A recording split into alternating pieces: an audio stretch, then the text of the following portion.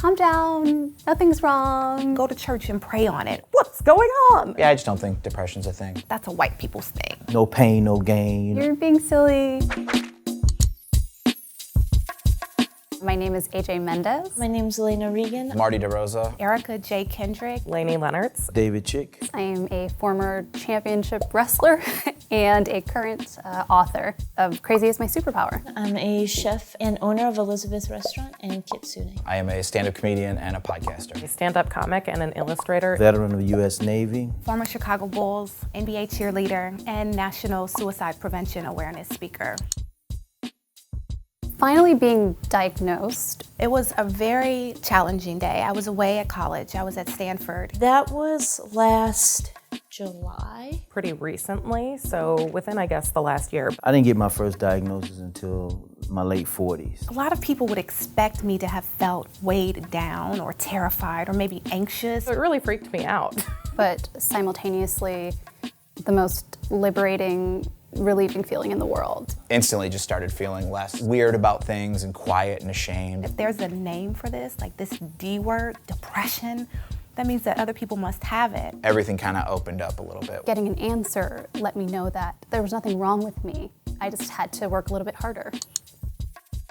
The military, you can't show weakness, you know. I don't think I've heard anyone in the military really seeing a therapist or psychiatrist for any mental illness at the time that I was in. After college, I learned really quickly to keep my mouth shut about my circumstances. I was afraid to tell people that I was bipolar. I did not tell anyone while I was wrestling. I'm a cheerleader. I'm on those sidelines, you know, in front of those giant NBA players and tens of thousands of fans, and they look to us to provide the happy. As soon as I would get home, I would start crying incessantly. I wore a mask and I got really good at it. And the ironic part was my character on television was labeled the crazy chick. My character was supposed to be unstable, out of her mind, and in a way it was like hiding in plain sight. Fans loved this character because of that.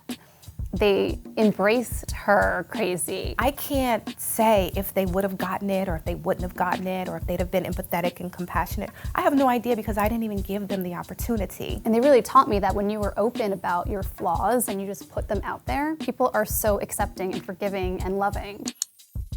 I have really good friends who are just like, yeah, I just don't think depression's a thing. And I'm just like, I'm your friend. Like, you know this is a thing. I'm in one of the most privileged positions. Women are told that it's appropriate and mandatory for them to talk about their emotions. Male growing up in the 70s and 80s with the Rocky, you know, suck it up.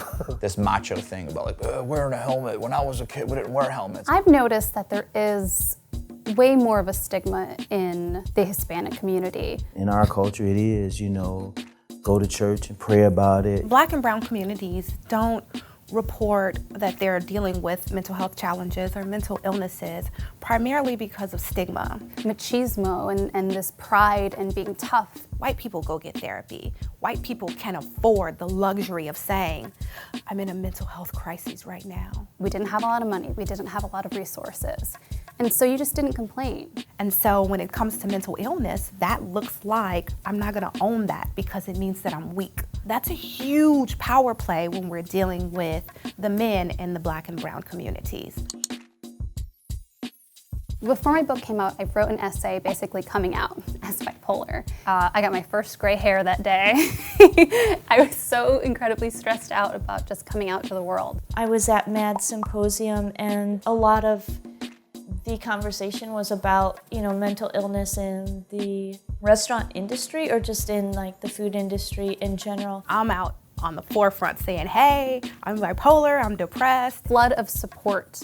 Not only just people saying that they had my back and that they were proud of me, but the amount of people that were emboldened to tell me that they were also suffering. It was very nice too, especially since I had just first started taking the medication then. So it felt nice to feel like there were other people out there that were dealing with similar things.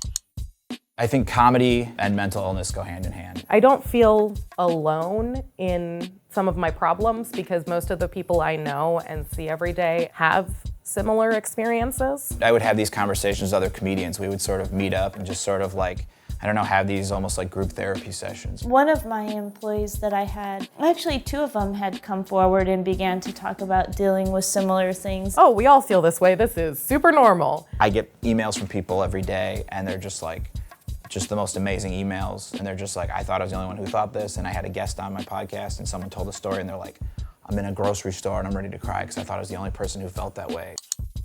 Another thing I want folks to get is that language is so powerful. Anxiety for sure is a mental illness, but for so long we've just called it anxiety. I think that people get hung up a little bit sometimes on semantics. The word crazy, I feel people have used in this hurtful way, and people have become afraid of it. I used it in my life kind of as a joke, and it offended people immediately. When somebody says, mentally ill, I think they think of something much worse. And I want to take that power away.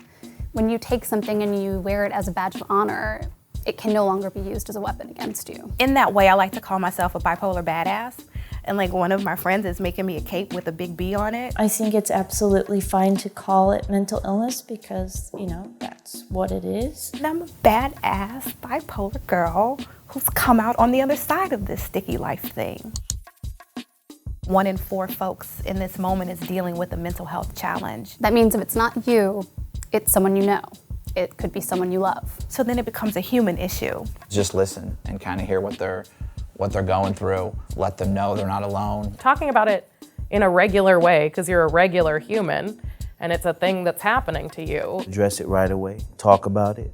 Don't be ashamed of it. Speaking about it openly and having a conversation and just treating people like we're just normal human beings. Educate ourselves and let people who are suffering know that they are not alone. Some of the best friends I've had during some of my toughest times have just been there to, go to a movie or go to a show or something, and just I don't need them to be a doctor for me. I just need them to be there sometimes. Brain gets sick, just like your heart gets sick, your kidney gets sick, your liver gets sick, but it can get better too.